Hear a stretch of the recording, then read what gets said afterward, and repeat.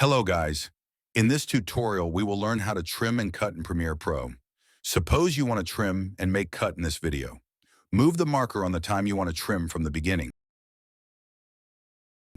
Drag the starting point of clip till the marker. Right-click on the empty space and click on Ripple Delete and the trim is done. Now you can do same thing from the end of the clip too.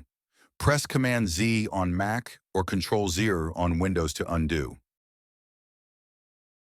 Now let's learn to cut. Drag the marker on the timeline to the point you want to make a cut. Click on the razor tool or activate it by pressing C on your keyboard and make the first cut. Now move the marker to the second point and mark the cut.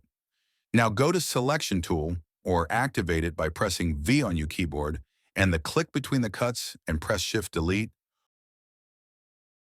Wow, you did it successfully. Congratulations on your first trim and cut. Keep learning and keep growing. Thank you for watching.